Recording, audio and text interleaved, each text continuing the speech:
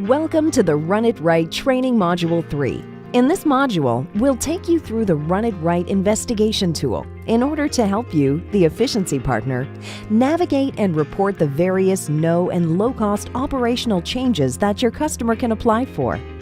Before starting, it's important to know that the Run It Right investigation is a gas or thermal investigation report only, not a full energy audit. And in order for the customer to be eligible for the Run It Right incentive, they need to implement at least 2 measures identified in the investigation report. Lastly, in order for the report to be accurate, all yellow fields must be filled in. Yellow fields are user inputs. The Run It Right investigation tool contains 9 tabs. The first tab, labeled Instruct, details how to navigate the tool, what each tab does, and how you can save each project. The second tab, Info, provides information on all stages of the Run It Right program. For a more in-depth run-through of these stages, you can refer to the other modules in this course. If you haven't yet checked your customer's eligibility to the program, please refer to the Module 2 before continuing. The third tab, labeled Client, is where you will first enter information. After filling in the address and contact details for the customer and your own company, fill in the date of the site visit and when the report was made. If you're filling out the report at the same time as the site visit, then that's the same date. Next, fill in the baseline gas consumption, which would be for the 12 months prior to any retrofit taking place. You may use weather-corrected data if you have this information. If not, the last 12 months of monthly bill data will suffice. Once you've worked out the baseline gas supply cost, you'll see a section called Program Incentive. This section affects the Report tab total, so it's important that this is accurate. The Facility Investigation Completed checkbox, if checked, means the customer has selected you as their efficiency partner and is eligible to receive a $1,000 reimbursement from Enbridge for the audit. If the box is unchecked, then Enbridge will provide the customer with an in-house efficiency partner, but without offering them the $1,000 incentive. The implementation drop-down selects whether the facility is small or large and the corresponding incentive the customer would qualify for. Small is for annual consumption of 75,000 cubic meters of gas or less. Large is for 75,000 cubic meters or more. And finally, the Customer EMIS opt-out checkbox should be checked if the customer would like to use their own monitoring system, for which they will receive a $1,000 reimbursement from Enbridge. The project description box is optional, but if you wish, this can describe the audit for operational improvements or be more specific in terms of the measures being taken. The fourth tab, Site, will import customer and efficiency partner data from the previous tab into the Client Information section. The Client System section digs deeper into the gas system your customer is using. Under Space Heating, you'll select whether there's a gas boiler plant or electric space heating. For gas-fired domestic hot water heating, indicate whether that heating is separate from boilers or not. Underneath, you'll fill out the nameplate information and the thermal efficiency as applicable. The Ventilation section gives you the option to select gas-fired or boiler-supplied ventilation. For the gas-fired selection, you can select whether a variable frequency drive is installed. If a boiler supplies hot water to coils in the air handling unit, select whether it's from the heating boiler, the domestic hot water boiler, or if there are no air handling units. In both cases, you'll need to fill out the airflow, supply air temperature, operation hours, and percentages for heating load and recirculation. The next section is important because it's where you'll calculate how much of the total gas usage is taken up by the boiler and therefore estimate how much gas can be saved for each measure. Under Miscellaneous Base Loads, total up how many gas appliances are on site, including dryers, stoves, or any other gas appliances if there are any. For the dryers, indicate the number of gas dryers. Add the cubic meters of gas used per year per dryer. The average figure here is usually 172 cubic meters per year. For gas stoves, average the cubic meters of gas used per month, and then if any other gas usage takes place, fill out the Other Baseload section as accurately as you can. If there are no miscellaneous loads, you can leave this section blank. Once your year-round base loads have been accounted for, add on any additional miscellaneous seasonal loads for systems other than building heat and ventilation. For example, hydronic ramp heating during the winter. This input is calculated as total cubic meters per year.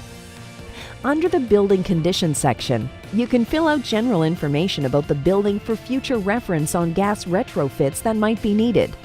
This information will be used by Enbridge to assist the customer with incentives in the future.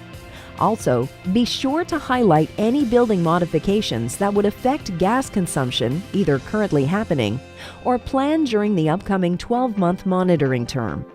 This is so the monitoring term calculations can be as accurate as possible. Also important is the Dates for Data Analysis section. This is where you fill in the base period start, which is when you started monitoring baseline gas consumption. This will usually be 12 months prior to the implementation of any recommendations.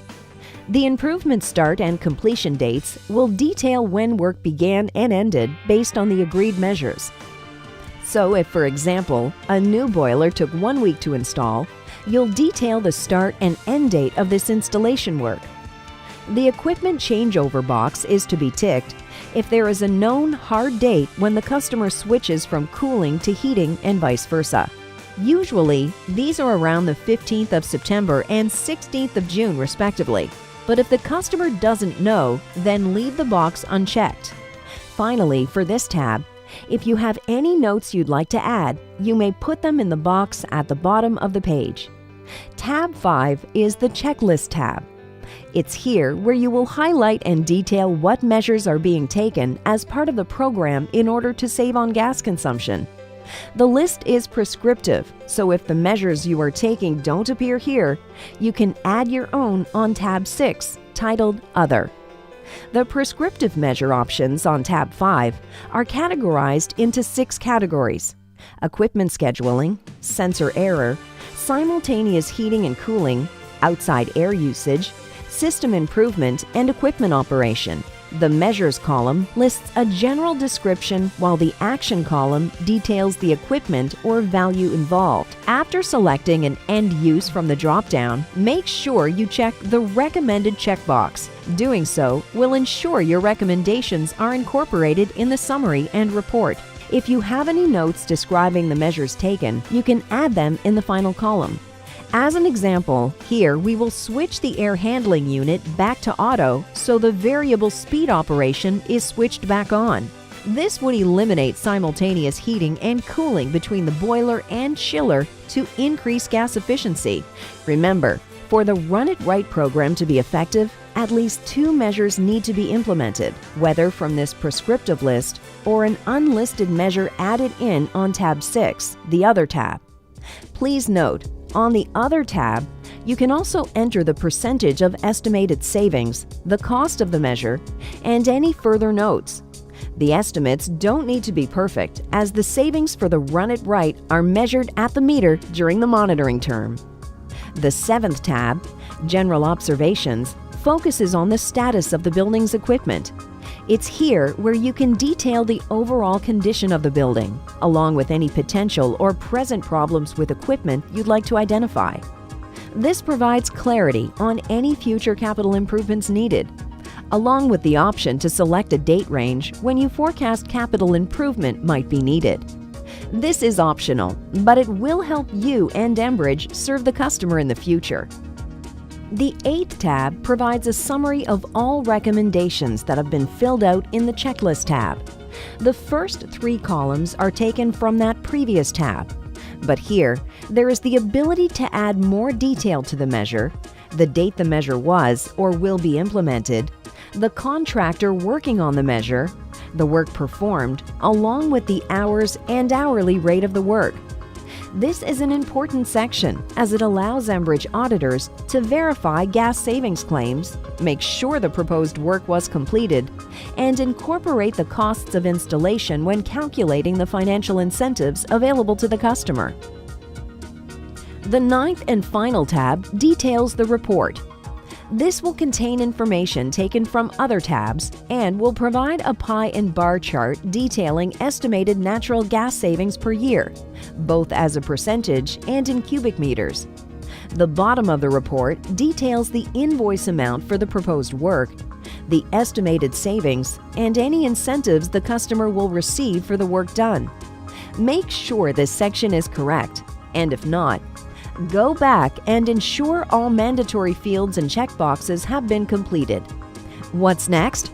After this investigation has been completed and you have filled out the proposed changes, you can send it to your Enbridge Energy Solutions consultant or run it right at enbridge.com for approval. Once the report is approved by Enbridge, the investigation stage is complete. You and your customer can proceed to implement the measures as detailed in the next training module, Module 4, Implementation and Report Completion.